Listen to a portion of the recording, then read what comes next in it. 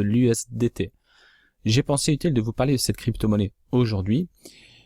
Il y a déjà beaucoup de youtubeurs qui ont sensibilisé les investisseurs au sujet de Tether, dont 2 francophones à ma connaissance. Avant de commencer, je tiens juste à vous dire que je vous fais part uniquement de mon avis. Investir dans les crypto-monnaies, c'est très risqué. Pour moi, vous augmentez considérablement le risque en utilisant Tether pour vos investissements. Si dans 5 ans, Tether est au top 3 et que tout va bien, tant mieux.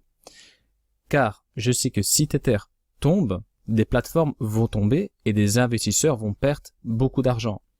Après voilà, franchement, vous êtes vraiment invité à laisser votre avis. Qu'est-ce que vous pensez de Tether en commentaire? Ça peut être vraiment intéressant. Moi, je vais rester objectif. Je vais vous donner le pour, je vais vous donner le contre. Je vais vous dire ce qui va bien, ce qui va pas, les mises à jour donc sur la transparence qui ont eu lieu récemment. Donc, comment interpréter tout cela? Comment est-ce que moi je fonctionne? Donc voilà, je vous fais part de mon avis. Il est intéressant que je vous invite également à la discussion pour savoir qu'est-ce que pense la communauté francophone de Tether. Est-ce que c'est risqué, très risqué? Est-ce que ce n'est plus risqué? Donc voilà, j'attends vos commentaires et je les lirai tous avec beaucoup d'attention. Oui, je sais, c'est hallucinant, mais Tether a débarqué dans le top 10. D'après beaucoup de sources, il faut que vous sachiez qu'à tout moment, ça peut nous péter à la gueule. Dans un premier temps, je vais vous expliquer en bref à quoi sert ce jeton, ensuite à quel risque vous vous exposez de l'utiliser.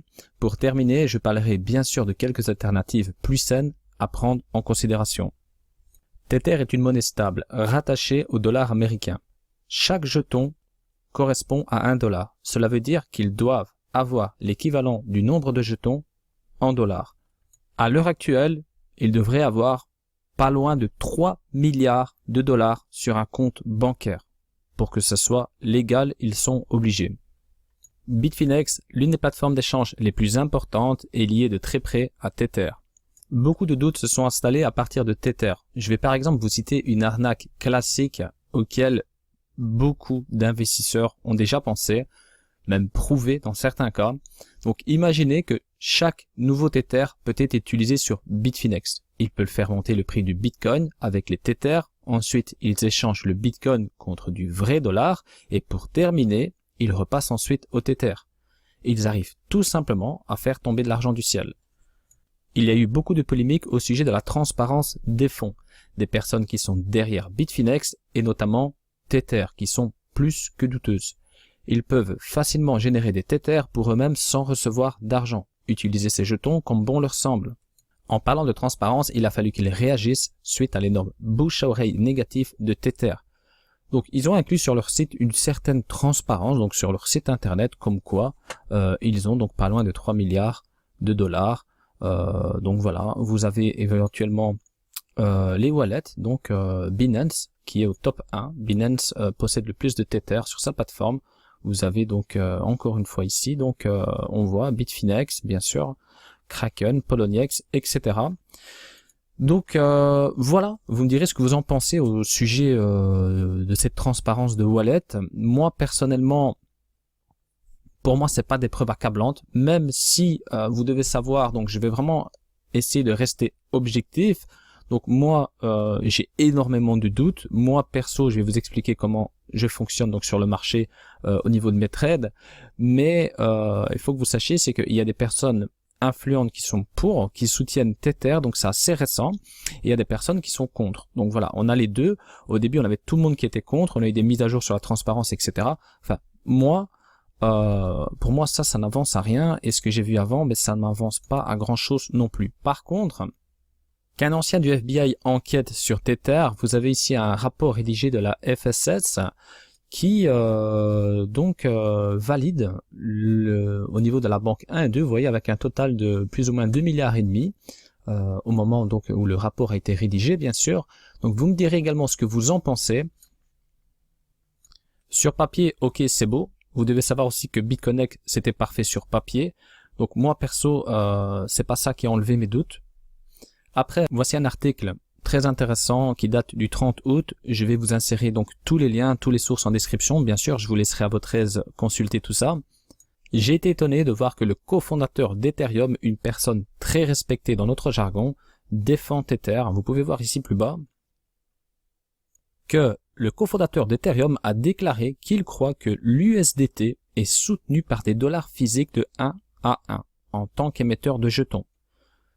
Donc moi je vais vous dire franchement, de l'argent ils en ont maintenant, c'est sûr. Croyez-moi, de l'argent ils en ont, ils ont peut-être même l'équivalent, bien sûr, mais à la base des manipulations il y en a eu. Moi je vois les choses comme ça. Maintenant c'est facile, pourquoi vous n'avez pas été transparent depuis le début? Pourquoi vous n'avez pas mis tout à table depuis le début?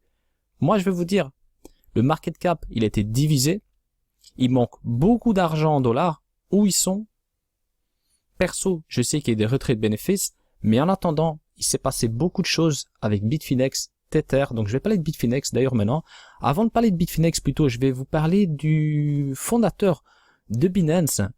Donc dans un autre article, Changpeng Zhao s'est enfin exprimé le 8 août au sujet de Tether. Vous devez savoir que Changpeng Zhao est le fondateur de Binance, une plateforme très connue que vous utilisez certainement. Malheureusement, cette plateforme à l'heure actuelle n'a toujours pas de licence bancaire. Vous ne pouvez pas échanger vos crypto-monnaies contre des dollars sur Binance. Alors beaucoup ont recours à Tether car Tether est une monnaie stable. C'est assez facile d'échanger à partir du Tether vu que le prix reste toujours à plus ou moins 1 dollar.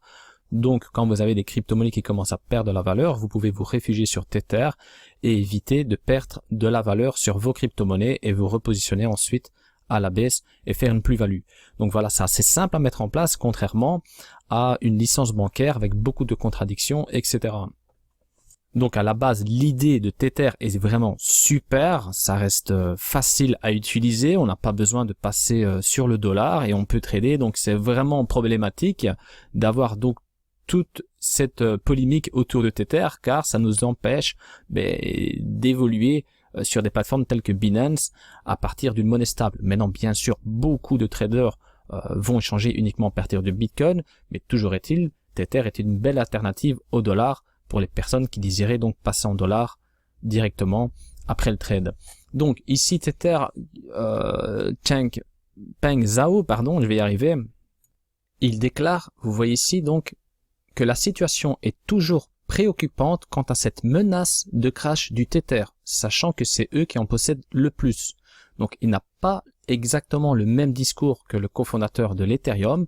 Lui, il est sceptique, il nous met en garde quelque part et il explique justement qu'il a maintenant d'autres stables coins listés au cas où. Donc il prévoit le tir. Ça veut dire qu'il prévoit déjà que Tether pourrait se crasher. On parle du PDG de Binance, c'est pas n'importe qui.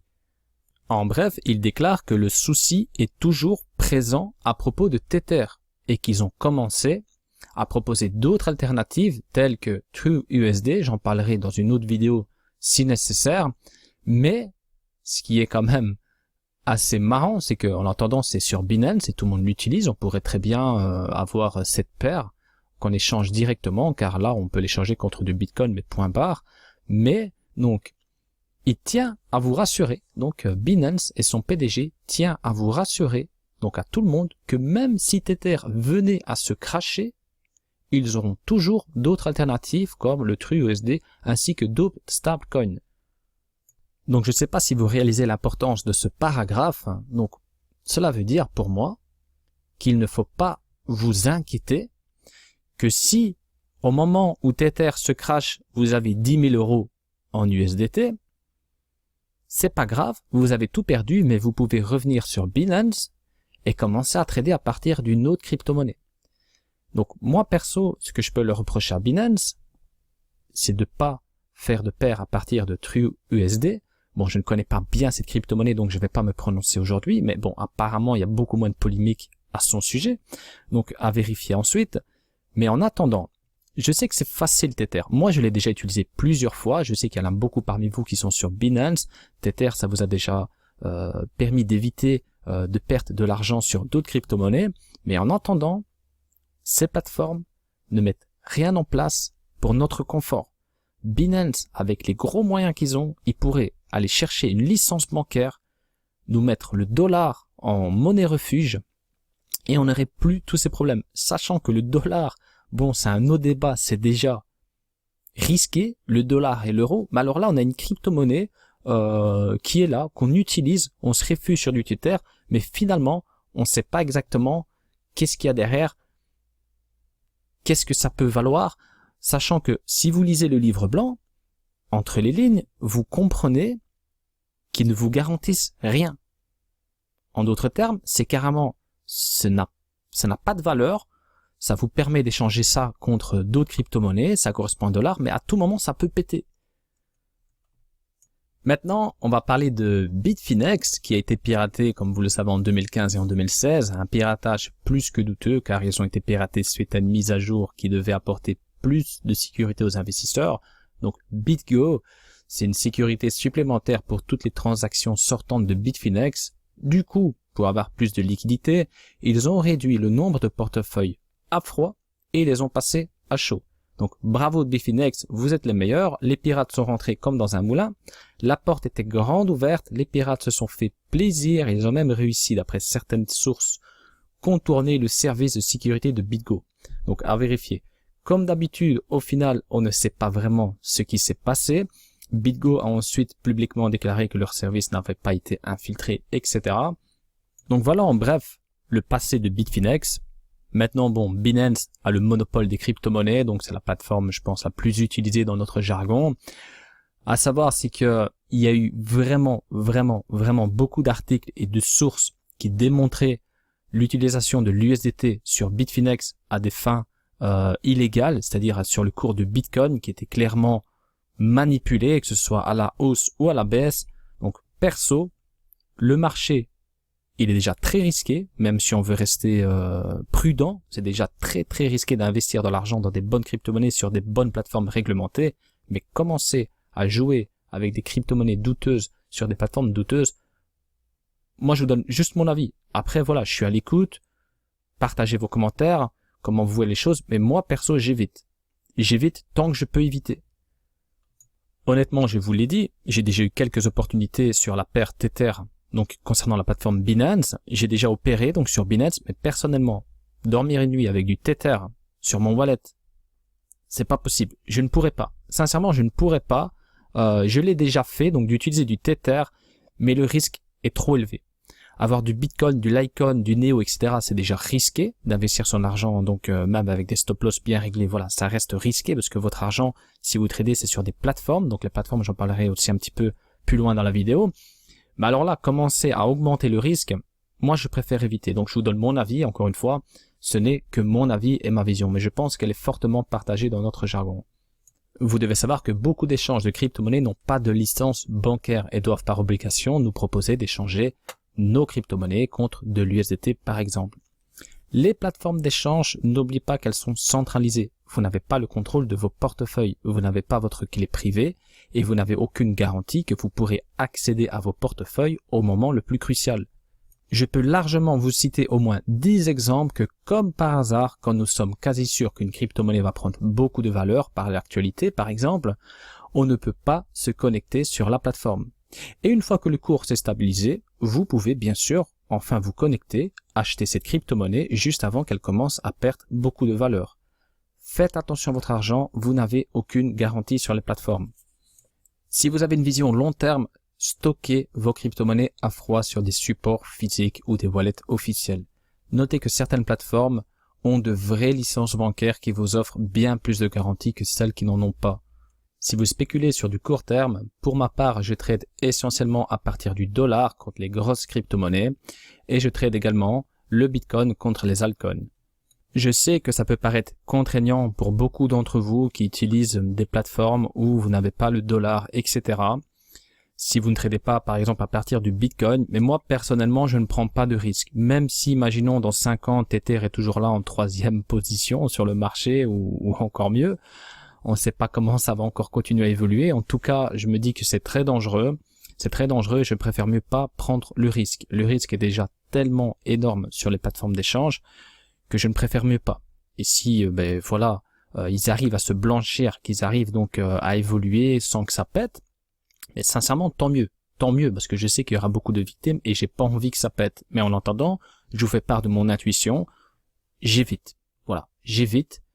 On verra après ce qui se passera par la suite. Mais en attendant, j'utilise donc des outils un peu plus professionnels. Je trade à partir du dollar, je trade à partir du Bitcoin, etc. Et je préfère éviter, même si des fois, d'un point de vue technique, au niveau du graphique, je peux voir des opportunités sur Binance à partir de Tether. Mais voilà, je le fais à partir du Bitcoin et puis je passe en dollars sur notre plateforme, etc. C'est contraignant. En espérant que Binance, qui est quand même la plateforme que je pense que vous utilisez le plus au sujet de vos échanges en crypto-monnaie, va enfin donc essayer de dégoter une licence bancaire et nous offrir la paire à partir du vrai dollar. Je vous invite à la discussion, donnez votre avis à la communauté. Vous pensez qu'il s'agit d'une bombe à retardement? Est-ce que vous prenez le risque malgré tout d'utiliser Tether? Tether pourrait avoir un impact négatif sur le Bitcoin. Que pensez-vous des plateformes centralisées? Voilà, le débat est ouvert. Je vais lire chacun de vos commentaires avec beaucoup d'attention. Merci d'avance pour vos réactions. Si cette vidéo vous a plu, n'hésitez pas à la partager, à la liker. Si ce n'est pas encore fait, je vous invite à vous abonner à ma chaîne et à activer la petite cloche pour ne surtout pas manquer les prochaines vidéos brûlantes que je partagerai. C'était Crypto Novice. Restez prudents sur le marché.